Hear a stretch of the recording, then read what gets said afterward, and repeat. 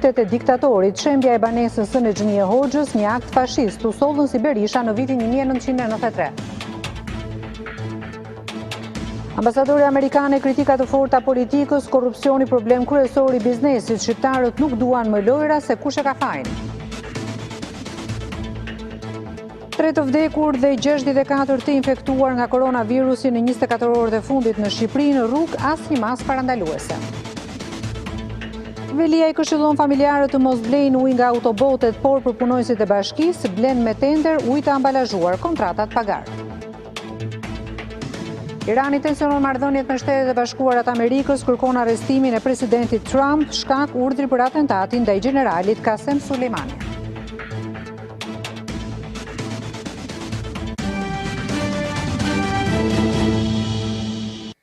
Të nderuar teleshikues, për mbrëmje përshëndes nga edicioni qendror i lajmeve në Radio Televizionin Ora. Djali i diktatorit Enver Hoxha, Ilir Hoxha, ka akuzuar IKM-n se e ka nxjerrë nga shtëpia ku jetoi nëna e tij për vite me radhë, duke bërë që të humbasin shumë relikte si dhe materiale të teatrit. Ai është drejtuar për këtë me një letër të hapur kryeministrit Edi Rama, ndërsa ka paralajmëruar edhe një padi penale për kreun e IKM-s. Djali i diktatorit Enver Hoxha, Ilir Hoxha, i është drejtuar me një letër të hapur kreut të qeverisë Edi Rama për shembjen e shtëpisë ku jetoi nëna e tij Ndxhnie Hoxha për shkak të ndërtimit të unazës së madhe. Në këtë letër që i drejtoi dhe ambasadores amerikane, Atit Bëes dhe avokates së popullit dhe komitetit të Helsinkit, Ilir Hoxha e cilëson këtë akt fashist, duke i thënë se nuk e intereson mendimi që ka për të. Ilir Hoxha e një kryeministrin Rama me gjithë historinë e përpjekjeve për të çembur shtëpinë, ku ai thotë se vijoni jeton ende me disa prej familjarëve. Hoxha shkruan se nuk patën asnjë kundërshtim për ta liruar dhe për t'i shërbyer ndërtimit të kësaj vepre publike, por kërkuan vetëm pak ditë kohë për të marrë orendit e gjithashtu edhe dëmshpërblimin që u takonte. Pas presioneve të vazhdueshme arrogante të punonjësve të IKM-s, duke na prerë dhe dritat për ta bërë fakt të kryer, në nxorën me dhunë nga banesa ku kishin mbetur shumë relike dhe materialet e Enver Hoxhës, si dhe objektet tona personale. Qëllimi i zonjës Dallëndyshe Bici ishte që me çdo kusht të nxirrte në mes të 4 rrugëve familjen e Enver Hoxhës dhe ja arriti qëllimit, thuhet në letrën e Ilir Hoxhës, djalit të diktatorit Hoxha. Djali i diktatorit njofton se mbetëm pa shtëpi dhe ato rendi dhe objekte që shpëtuam i shpërndan në miqe shoqëri. Më vjen keq zoti kryeministër që t'ju them se u përsërit e njëjta situatë siç na nxorri nga shtëpia Sali Berisha në vitin 1993. Më vjen çudi si përputhen këto akte fashiste dhe pas 30 vjetëve, për më shumë nga një qeveri e majt, vion letrën e tij Ilir Hoxha. Sipas djalit të diktatorit, persekutimi i familjes së Enver Hoxhës u duk qartazi pasi me largimin e tyre, IKM-t jo vetëm nuk e prishi pallatin, por lejoi të hyjnë njerëz nga rruga që të plaçkitnin çfarë kishin mbetur në banesën e tyre. Ndaja i lajmëron betejën ligjore ndaj IKM-s për disa akuza që nga dhunim banese, vjedhje e relikteve dhe dokumentacioneve të ndryshme të Enver Hoxhës, vjedhja e orendive personale, shkelje të drejtave të njeriut, dëm moral si dhe ulje dinjitetit të familjes së tij. Ambasadori amerikan Yuri Kim ka zhvilluar një takim me kryetarin e Kuvendit të Shqipërisë Gramoz Ruçi. Në bisedë Kim e vuri theksin tek angazhimet e parlamentit për ta bërë sa më shpejt funksionale gjykatën kushtetuese dhe gjykatën e lartë. Edhe miratimi i marrëveshjes për reformën zgjedhore është diskutuar në takim me kryeparlamentarin dhe diplomatin amerikane.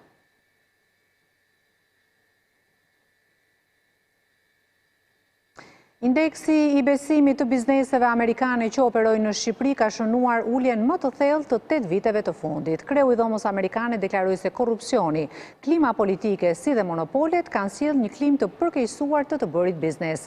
Ndërsa ambasadoria Yuri Kim kërkoi zgjidhje të menjëhershme të situatës, duke thënë se shqiptarët presin zgjidhje dhe jo se kush e ka fajin. Korrupsioni, klima politike, monopolet dhe tregtia e pandershme kanë ulur në pikjat indeksin e besimeve të bizneseve amerikane për gjatë vitit 2019, duke shënuar rënien më të thellë në 8 vitet e fundit. Teksa prezantoi gjetjet e studimit të kryer nga dhoma amerikane e tregtisë, presidenti Enver theksoi se rezultatet e dobta nuk përfshin efektet e krijuara prej pandemisë së koronavirusit. Problemet të cilat kanë bëjnë me procedura, kanë bëjnë me mënyrën e prokurimit të tenderave të ndryshëm, ka ardhur që ne duhet ta trajtojmë gjithë bashkë duhet ta trajtojmë, ta shkojmë sy, ta trajtojmë. Ambasadori i SHBA-ve Yuri Kim pati një thirrje të drejtë për drejtë për qeverinë, duke theksuar se shqiptarët kërkojnë zgjidhje për përmirësimin e situatës dhe jo fajtorët. Shqiptarët janë të lodhur nga politika, duan zgjidhje, jo të vazhdojnë me një lojë faji, duan që udhëheqësit të punojnë së bashku për të mirën e popullit, duan të kenë shanse, mundësi dhe jo korrupsion, mundësi që t'ju japin një të ardhme më të mirë fëmijëve të tyre. Por për ministrin për sipërmarrjen Eduard Shalci, treguesit negativ janë fryti i krizës së prodhuar nga opozita. Kriza e sajuar politike e fillimit vitit kaluar që detyroi opozitën në një akt të paprecedent të braktisë parlamentit, pastaj të dezertoi nga zgjedhjet e qershorit, nuk kishin zgjedhje e duhur. Ndërsa ish deputetja Jorita Tabaku fajtorshte qeverinë me politikat e saj të gabuara. Mua më pëlqen optimizmi ka hershëm i tepruar i zotit Shalci që gjithë e njohim, por besoj që rezultatet që u prezantuan tregojnë një situatë dhe një pamje të Shqipërisë që nuk është ajo që ne do të dëshironim. Duket se këshilla e ambasadores nuk vleti, teksa përfaqësuesit politik vijuan debatin, ndërsa presidenti i Dhomës Amerikane shtoi se klima e biznesit mund të përkeqësohet edhe më tej për shkak të pandemisë. Pas publikimit të aktakuzës nga gjykata e Hagës, presidenti i Kosovës Hashim Thaçi është duke folur në këto momente për mediat. Lidhemi drejt për drejt me Prishtinën për dëgjuar mesazhin e tij. Në këtë rrugtim për liri dhe shtet ndërtim. E në këto qaste, edhe me gjakun, e atyre që me kanë kundërshtuar, me kanë paragjykuar, apo dhe gjykuar ndryshe nga çfarë unë do të dëshiroja. Ndjem sot si asnjëherë më parë, krejt i çliruar prej brengave dhe peshës e ballafaqimeve politike. Këto brenga nga njëherë kanë marrë për masa më të mëdha se sa që e kanë merituar. Kanë mjegulluar në sy tuaj faktin e thjesht se jemi të gjithë bij e bija të kësaj toke dhe të gjithë e duam me të mirën për atë dheun ton Kosovën. Por, politika i ka dhe këto. Është krejt e natyrshme që në këtë moment jo të lehtë për mua me janë kujtuar ata që dhanë jetën për lirinë e vendit bashkëluftëtarët e mi. Të tjerë që i kam njohur gjatë rrugësime të gjatë nga koha kur isha një djalë idealist që doja të ndryshoja botën e deri tek sotmja me thinja të bardha. Kam kujtuar momente historike e momente krejt personale. Kam menduar për prindrit e mi, gjyshërit, familjen dhe djalin tim e Ndritin. Ai që sot është bërë burr e mund të shohë në sy pa mu dridhur qerpiku lidhur me gjoja nisin në procesi për kryimin e lufte. E kam kuptuar shumë herët se ne, luftëtarët e ushtrisë lirimtare të Kosovës, do të pagunim një çmim të madh njerëzor, familjar e politik. Ky është çmimi për lirinë e Kosovës.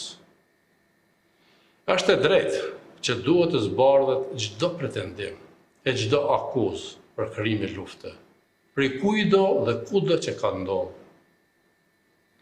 Bashkëluftëtarët e mi, me disa prej të cilëve paqja na ka ndarë shpesh në tabore të ndryshme politike, i kanë sfiduar me forcën e madhe të së vërtetës shumë fabrikime të ulta. Ishte vetëm një pjesë e deklaratës që po mban presidenti i Kosovës Hashim Thaçi pas publikimit të aktakuzës nga gjykata speciale, ndërkohë detajet mund t'i keni në edicionet e tjera informative. Ndërkaq kryeministri i Shqipërisë Edi Rama ka nisur sot një vizitë një ditore në Kosovë, ku është takuar me të gjithë drejtuesit e shtetit, me presidentin Hashim Thaçi, me kryeministrin Abdullah Hoti, kryeparlamentaren Vjosa Osmani si dhe lider të partive, duke përjashtuar nga ky takim ish kryeministrin Ramush Haradinaj. Ndërkohë, kreu i qeverisë shqiptare ka nisur takimin e parë me kryetarin e nismës socialdemokrate Fatmir Limaj. Ramaj do të jetë edhe nesër në Prishtinë, ku do takojë Isa Mustafën dhe Shpend Ahmetin.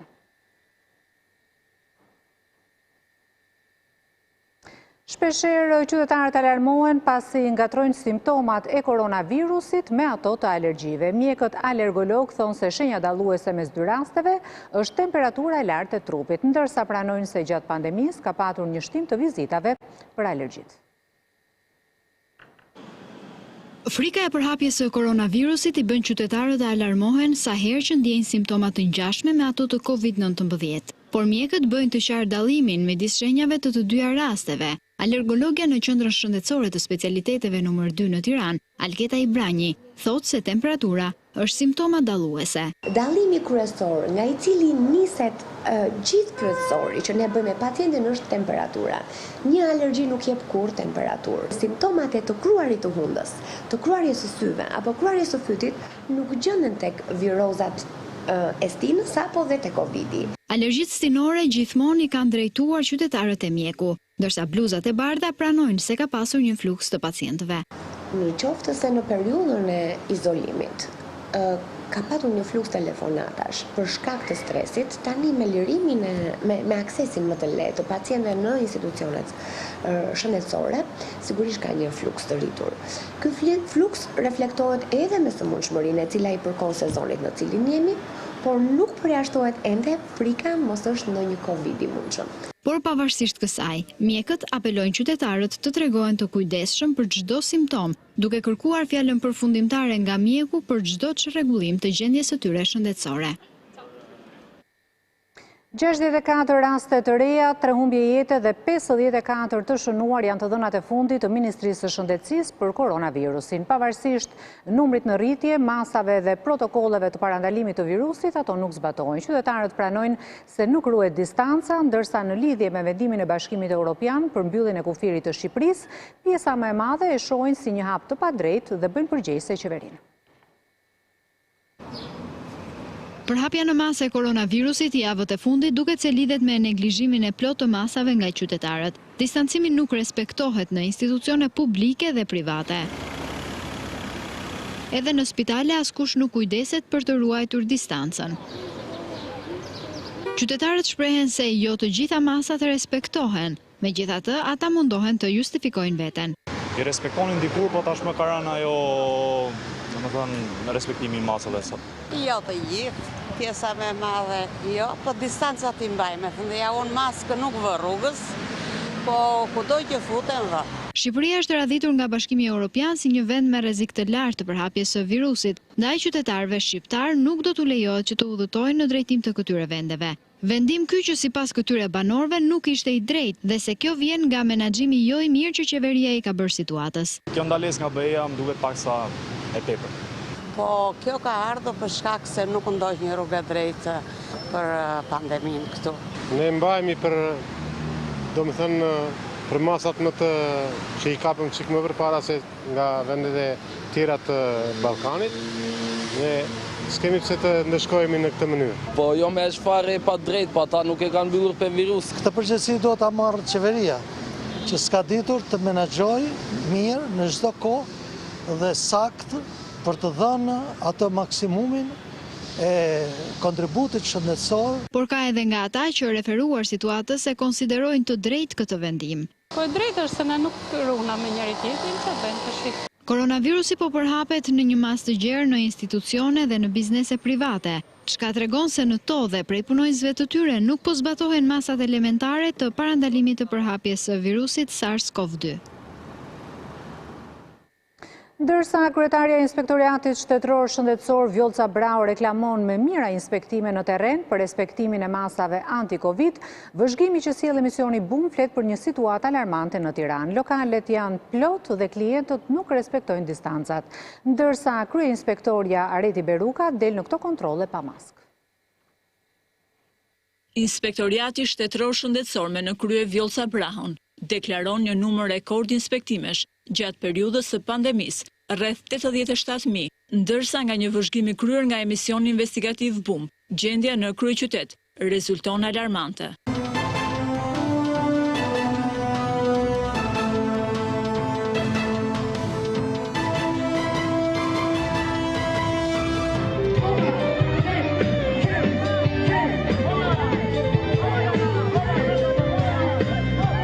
Në fakt, kjo situatë duket se nuk do të ketë përmirësim, përsa kohë që inspektorët veprojnë me vullnet të pavarur. Në konstatimet tuaja ku shkon në lokale, ka dyndje njerëzish apo respektohet distanca? Rast pas rasti, inspektorët kanë tagrin dhe të drejtën ligjore të veprojnë me vullnet të pavarur.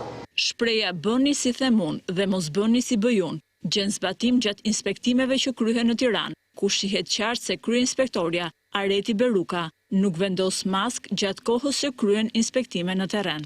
Edhe pse deklarohet se inspektorët punojnë ditë dhe natë, nga vëzhgimi i bumë ka rezultuar e kundërta.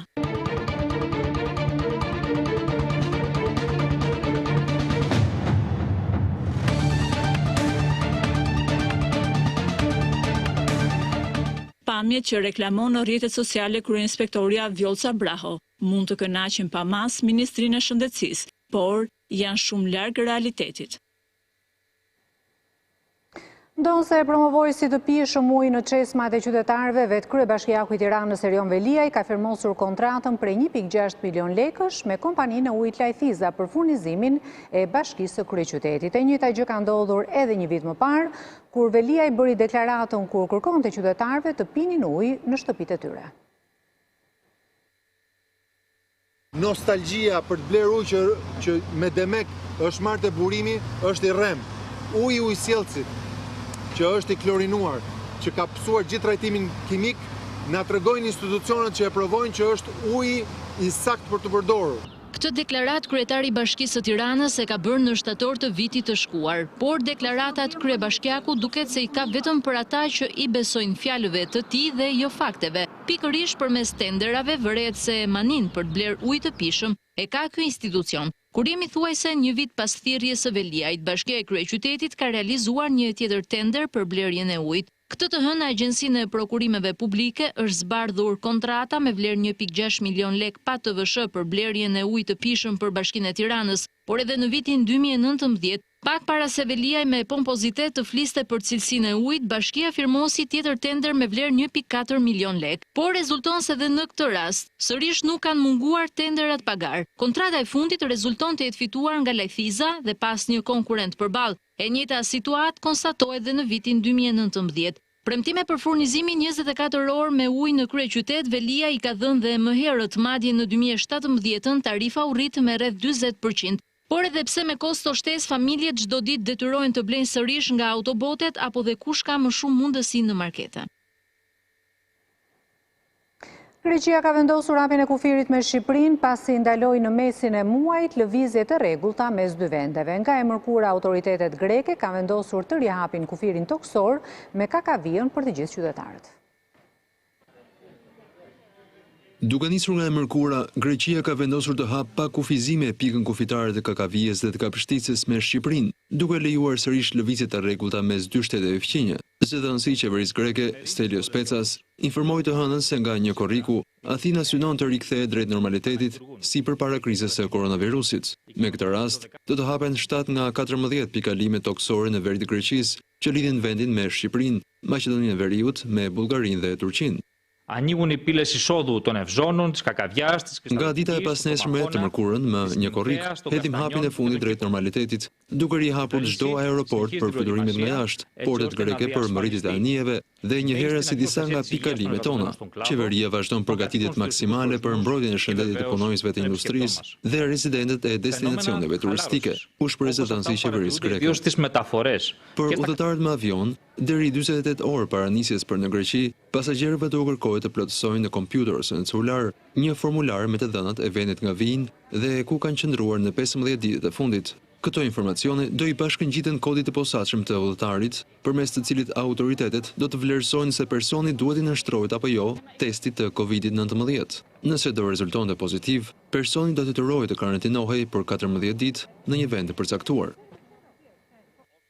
Të premten, por edhe në javët e mëhershme, zyrtarët e kabinetit grek ishin shprehur se nuk kishin plane për rinisjen e udhëtimeve me Shqipërinë, duke treguar rezerva për përkeqësimin e situatës epidemiologjike që nisi të vërehej në Tiranë prej mesit të qershorit. Greqia vet, me izolimin fillestar, ka mundur ta përmbajë infeksionin e Covidit të ri, që në vend ka prekur më shumë se 3300 dhe u ka marrë jetën rreth 190 personave. Në vazhdën e politikave lehtësuese ndaj epidemisë, qeveria lejoi të hënën frekuentimin sërish nga qytetarët të kinemave, teatrove, kazinove, klubeve kulturore, panajireve dhe koncerteve e eventeve artistike. Bizneseve lokale ndërkaq do vjetë ndihmë në formën e paketave fiskale, amnistive dhe rimbursimeve, që synojnë të ringjallin sektorët më të rëndësishëm të ekonomisë, të goditur më rënd nga pandemia globale e koronavirusit. Gjykata e Tiranës la në burg pa afat Adiola Lakrën, 26 vjeçaren e arrestuar me akuzën e bashkëpunimit në ekzekutimin mafios të Hekuran Billës. 26 vjeçaria moj të ketë bashkëpunuar në vrasjen e 40 vjeçarit, ndërsa pranoi se prej një viti ishte në lidhje me të. E veshur sportive dhe pajisur me maske doreza sipas protokolleve anti-Covid, Adiola Lakra doli para gjykatës për akuzën e ndihmës në vrasjen e Hekuran Billës. Në seancën e mbajtur 2 ditë pas arrestimit, ajo reagoi me gjeste dhe nënqeshje ndaj medias, duke mos e përcjell mirë faktin se po filmohej nga kamerat. Seanca vijoi me dyert të mbyllura, por 26 vjeçaria pretendoi se nuk kishte lidhje me vrasjen e Billës. E dyshuara pranoi se kishte qenë lidhur me nipin e tij Sebastian Malin, me të cilin jetonte në një pallat, ndërsa shtoi se para një viti ishte lidhur edhe me Hekuran Billën. E arrestuara ka pranuar se ditën e ngjarjes e kishte lënë për të takuar si zakonisht me 40 vjeçarin, por takimi nuk ishte realizuar pasi ai ishte vonuar në dogan në Durrës. Adiola Lakra ka mohuar se ka patur dieni për hasmërinë mes Billës dhe familjes së ish të dashurit të saj Sebastian Mali, ndërsa të njëjtin qëndrim mbajti dhe avokati i saj Andi Duraj, i cili mohoi përfshirjen e Lakrës në vrasje.